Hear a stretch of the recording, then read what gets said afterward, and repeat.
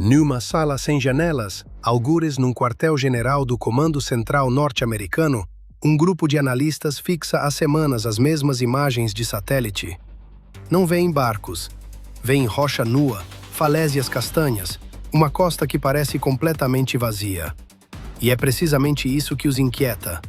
Porque sabem, com uma certeza que já não é hipótese, que dezenas de lanchas capazes de fechar uma das rotas marítimas mais importantes do planeta continuam escondidas ali dentro da própria montanha, à espera de uma única ordem por rádio para saírem a lançar. Não é um exagero para prender a atenção de quem assiste.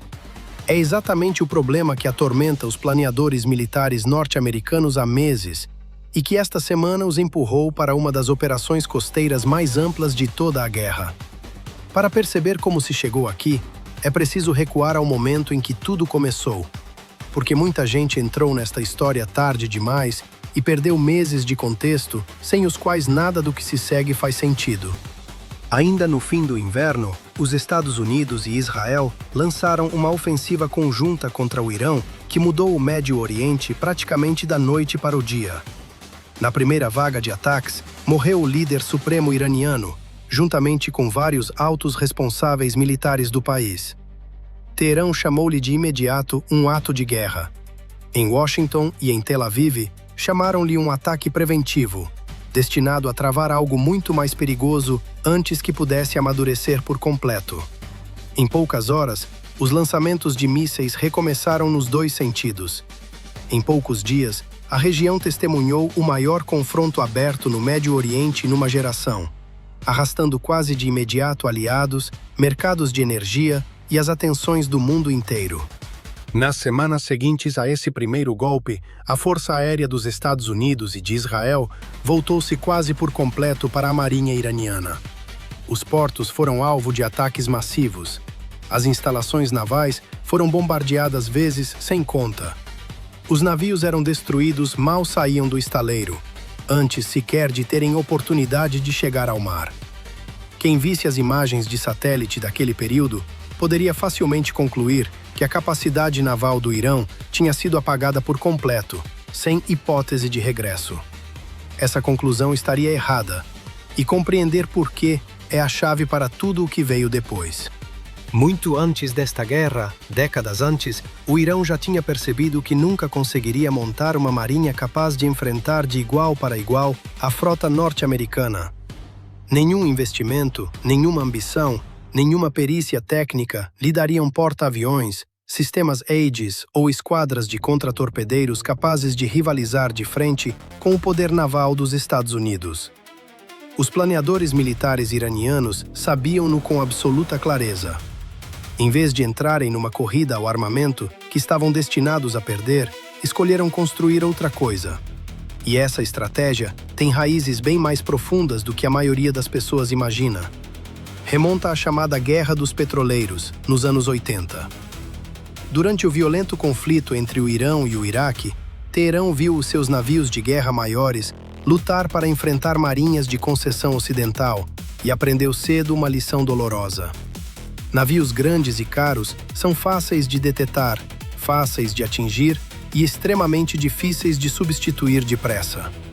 Lanchas pequenas, rápidas e baratas são exatamente o oposto em todos os aspectos. Essa lição fixou-se de forma permanente na doutrina militar iraniana e agravou-se a cada década que passou. Foi assim que o Irão construiu milhares de pequenas lanchas rápidas de ataque, cada uma custando apenas uma fração do preço de uma fragata ou de um contratorpedeiro. Embarcações capazes de transportar mísseis antinavio ou torpedos, barcos que deslizam junto à água e que são difíceis de captar no radar. E tão baratos de produzir que perder algumas delas numa única batalha não afeta de forma significativa a capacidade global do país. Com o tempo e o dinheiro necessários para substituir um único navio de guerra maior, é possível repor 10 lanchas rápidas de ataque. Foi este cálculo frio que orientou o planeamento naval iraniano ao longo de cerca de 20 anos seguidos. E há um pormenor que, honestamente, impressiona. O Irão não se limitou a construir as lanchas. construiu para elas bases secretas inteiras, escavadas diretamente na costa rochosa do sul do país e em ilhas estrategicamente escolhidas dentro do Estreito de Hormuz. Túneis verdadeiros, corredores subterrâneos abertos em rocha maciça ao longo de quase 2 décadas. Estas estruturas foram concebidas para que as lanchas pudessem ficar protegidas de ataques aéreos, reabastecer, rearmar-se em segurança e voltar ao mar poucos minutos depois de receberem uma ordem. Vistas de cima, em imagens de satélite, em imagens de radar de um navio de guerra ou captadas por um drone, tudo isto parece apenas rocha nua, falésias íngremes, uma costa deserta sem nada de óbvio para avisar. Depois, quase sem aviso, uma entrada disfarçada desliza e abre-se, e as lanchas lançam-se em direção às rotas marítimas mundiais antes que quem observa consiga sequer reagir devidamente. É exatamente esta realidade que explica por que, meses depois de os Estados Unidos terem destruído a maior parte da frota iraniana visível, os responsáveis norte-americanos continuavam a descrever as lanchas rápidas do Irão como um perigo real, grave e permanente. Os navios claramente identificáveis nas imagens de satélite daquele inverno nunca foram, no fundo, o verdadeiro problema. Os que estavam escondidos dentro da própria montanha, invisíveis até ao instante do lançamento, são a razão pela qual esta ameaça continua a resistir há tanto tempo. Voltemos agora ao presente, passo a passo, ao que aconteceu nas últimas semanas, porque é aqui que está o essencial desta história, e vale a pena olhar para isto com cuidado. Existe uma distância considerável entre aquilo que foi confirmado sem margem para dúvida por canais oficiais e aquilo que circula, muito inflacionado, nas redes. Aqui privilegia-se a precisão sobre o exagero. No início do verão, forças iranianas atacaram vários navios mercantes perto de Omã. Em resposta, o Comando Central dos Estados Unidos desencadeou uma das maiores operações coordenadas de toda a guerra. Segundo declarações públicas do próprio CENTCOM, as forças norte-americanas atingiram mais de 80 alvos distintos no sul do Irão numa única vaga. Na lista entravam sistemas de defesa antiaérea, centros de comando e controlo, radares costeiros, posições de mísseis antinavio e, segundo a própria contagem do CENTCOM, mais de 60 lanchas rápidas do Corpo dos Guardiões da Revolução Islâmica, muitas delas apanhadas junto a ilhas ou nas proximidades destas. E foi precisamente aí que se concentrou toda esta história. A ilha de Qeshm, Bandar Abbas e a pequena localidade costeira de Sirik. Não são coordenadas ao acaso. Há anos que analistas apontam exatamente estes locais como a verdadeira espinha dorsal da rede clandestina de lanchas iraniana ao longo da costa. E essa operação não foi um caso isolado.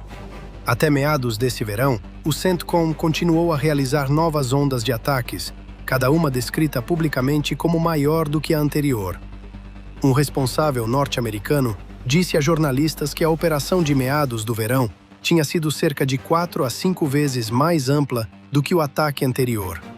Por volta da mesma altura, a comunicação social estatal iraniana noticiou explosões em Tashum e, separadamente, na ilha de Kish, outro local há muito associado à infraestrutura militar costeira do país. A agência de notícias semi-oficial iraniana relatou várias explosões ocorridas em Sirik numa única noite.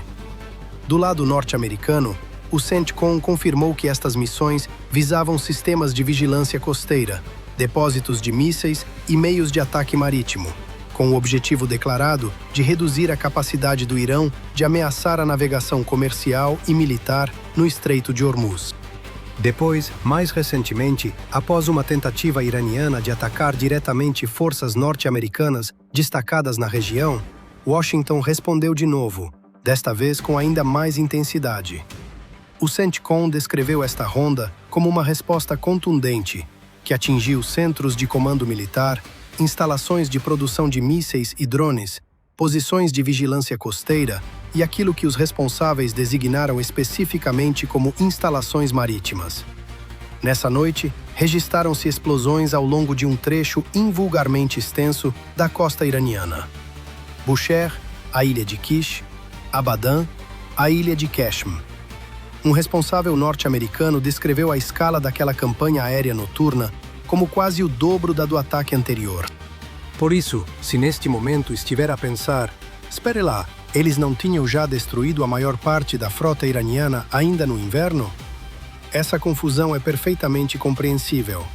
E, sinceramente, é precisamente essa confusão que faz esta história merecer mais do que um título superficial. Os grandes navios de guerra, os alvos óbvios, foram na sua maioria neutralizados logo nas primeiras semanas do conflito aberto.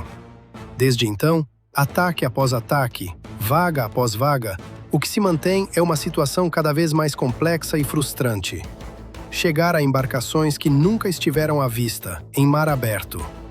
Meios colocados propositadamente dentro de rocha escavada, por vezes atrás de portas blindadas reforçadas, por vezes com múltiplas saídas ocultas, tudo concebido especificamente para resistir aos bombardeamentos prolongados que temos vindo a observar há meses. Este é, na prática, um verdadeiro estrangulamento para a economia mundial, e é por isso que ambos os lados sabem que está em jogo muito mais do que uma simples linha costeira. Desde o início do conflito, os prêmios de seguro para petroleiros dispararam, mesmo para quem ainda está disposto a arriscar a travessia do estreito.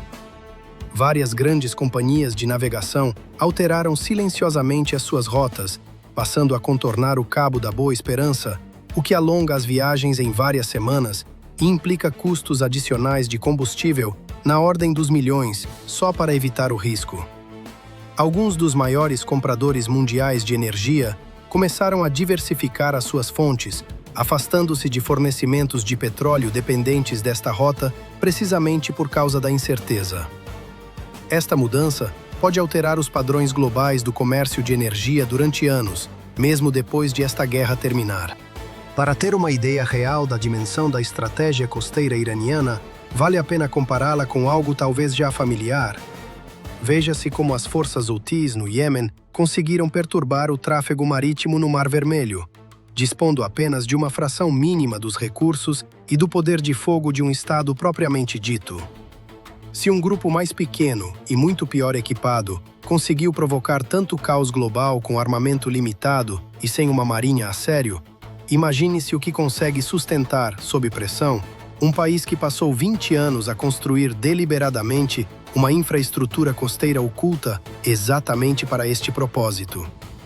Só esta comparação já explica por que é tão difícil travar por completo esta frente da guerra, independentemente do número de ataques realizados. Então, o que resta quando se deixam de lado os títulos dramatizados e se olha apenas para o que as fontes credíveis efetivamente confirmam? Eis a versão sem distorções.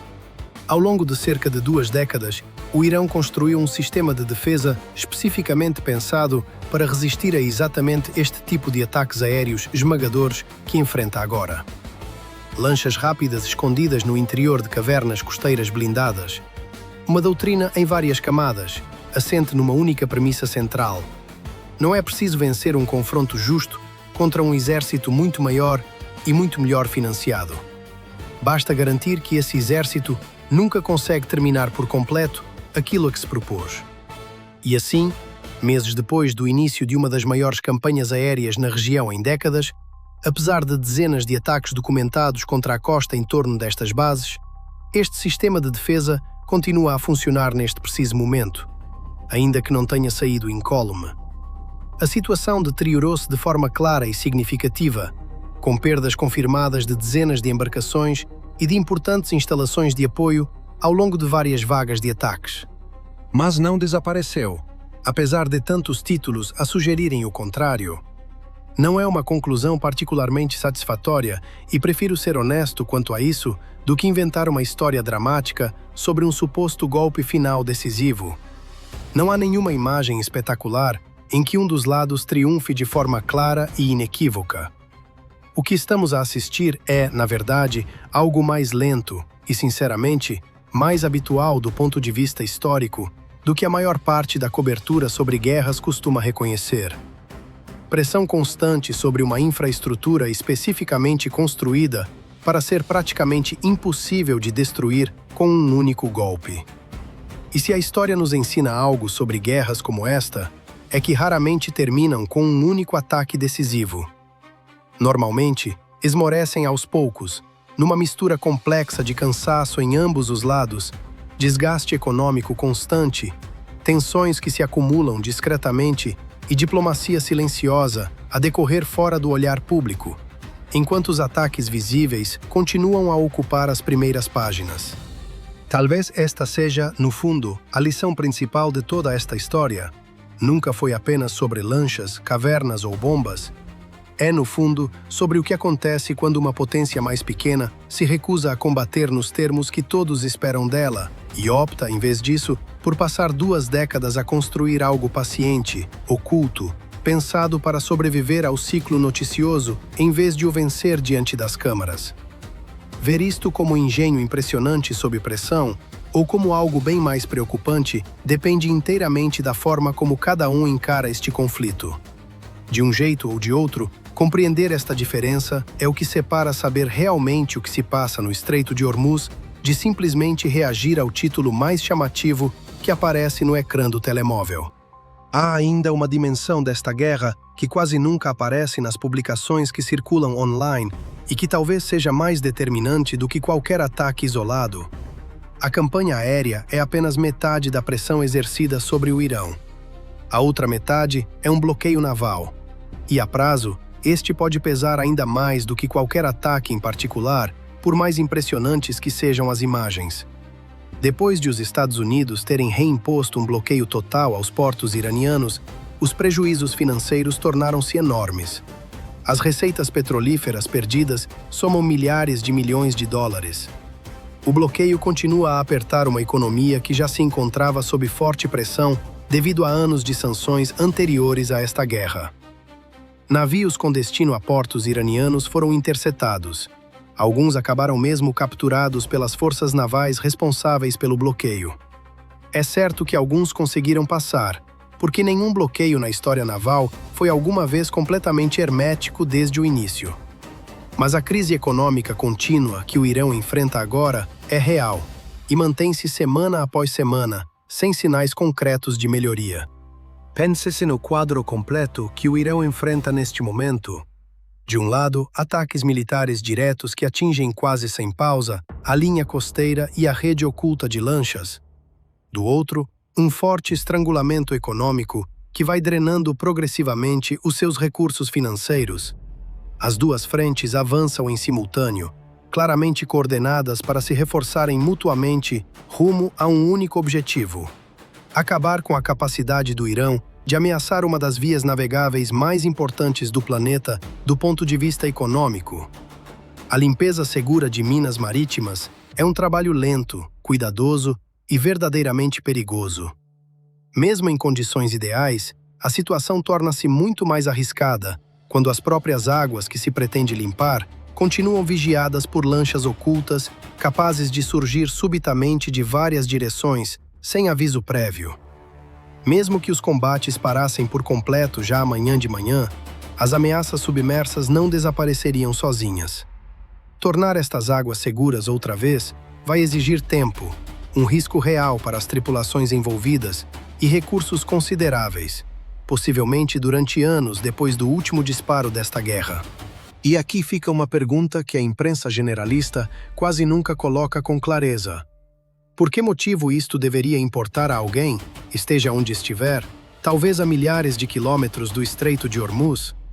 Porque cerca de 1/5 de todo o petróleo transacionado no mundo passa diariamente por este único e estreito canal.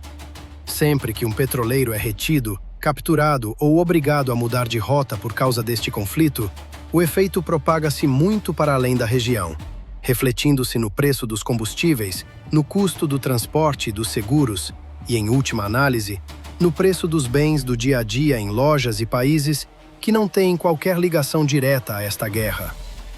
Não é apenas um conflito regional distante que diga respeito só a quem vive no Médio Oriente. É algo que, mais cedo ou mais tarde, acaba por se sentir também aqui, no preço do combustível de cada semana, nas prateleiras do supermercado, nas contas que todos discutimos à mesa quando algo parece caro, sem se perceber bem por quê. Há ainda um lado humano nesta história que é fácil esquecer quando se vê apenas vídeos de ataques e números de baixas. Esta guerra não decorre numa zona militar isolada, longe da vida cotidiana. Nestas regiões costeiras existem cidades reais, onde vivem trabalhadores e famílias há gerações junto a este litoral.